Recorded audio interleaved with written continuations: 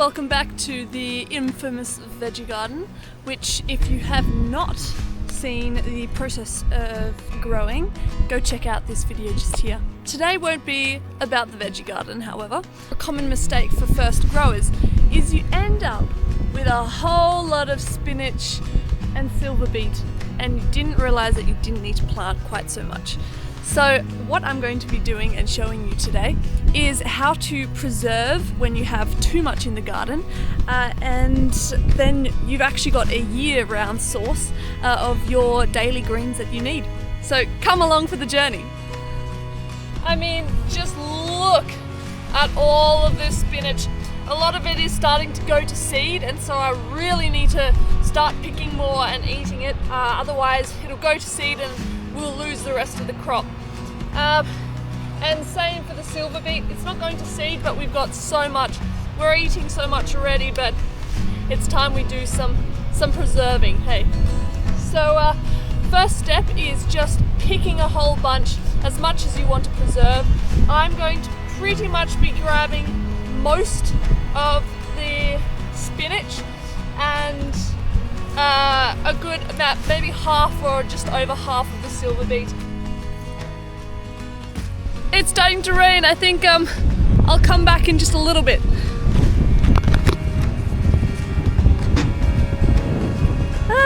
Quick! There's a storm brewing.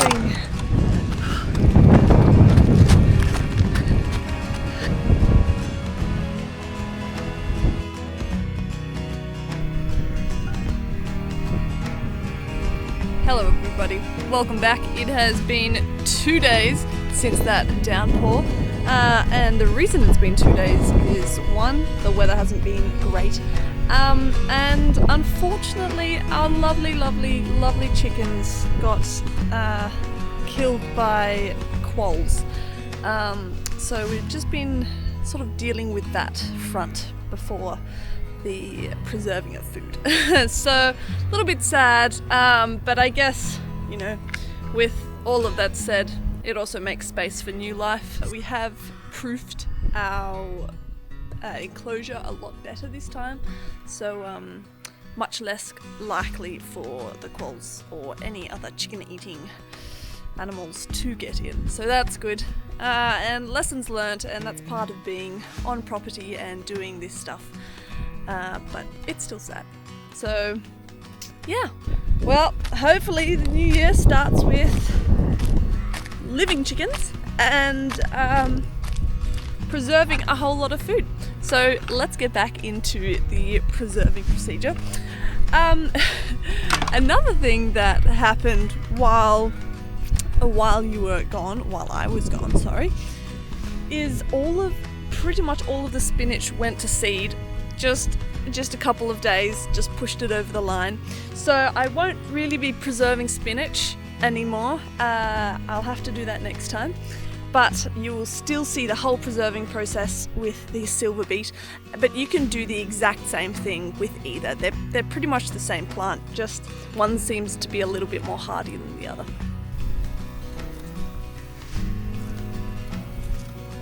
How I know which ones to pick and what not to pick, I mean, it doesn't really matter. Here you can kind of see the smaller stuff, and that's newer growth, so this will last a lot longer. So I'm kind of just aiming for the much bigger ones. They've been around for a lot longer. It's about time I did something with them. But leaving a couple of leaves on each plant means that it'll keep growing, keep producing, and won't go to seed.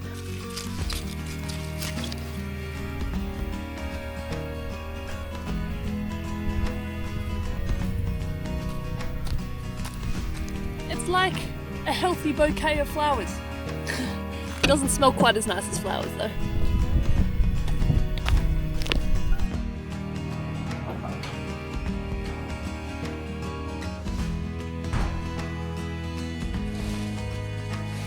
Welcome to the kitchen! Now, first things in the preserving process is to wash all of this spinach or the greens that you're preserving just in normal fresh water, just to make sure there's no bugs, crickets, anything on them. And then while you're doing that, make sure you set aside a pot of water and get that to the boil. So I'll do that first and then I'll start washing my spinach.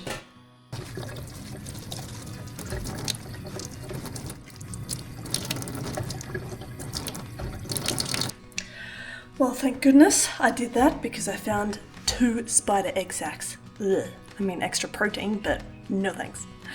Now what we're going to do is chop this up, just not super fine, just a little bit smaller than big leaves, and then we'll chuck them into the pot that we have already got boiling on the stove. Some people like to just put it in the boiling water, but I'm actually going to steam it. Some people say that if you steam it, more of the goodness stays inside the vegetable. I haven't actually done any reading up about it. I don't know how much different it would actually be by boiling it, but because I have a colander, that's what I'm going to do anyway. So what you're going to do is pop the spinach into your hot water or your steamer system just for 3 minutes. You don't want it to get all sludgy and slimy. You want to pull it out once it's shriveled up, really dark green, but not slimy yet. And then what you're going to do is transfer the cooked stuff to a tub of cold water. Some people put ice in it, but it's just to stop the cooking process. That's all called blanching. Now after that, I've just done a quick little pat dry.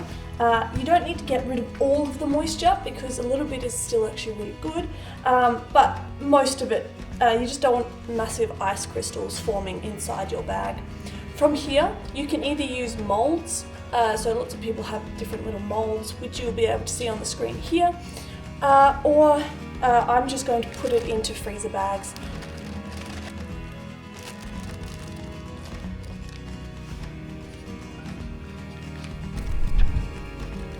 And now all that's left to do is put them in the freezer.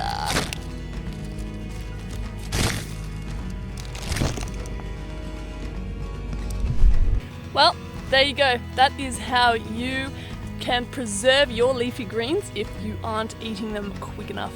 I hope you've learned something. I certainly have. And if you have alternate ways of blanching, then please let me know. I'd love to continue to learn.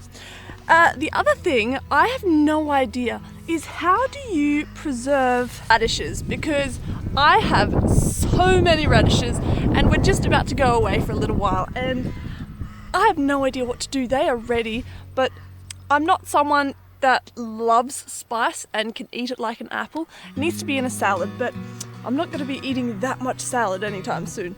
Let me know in the comments.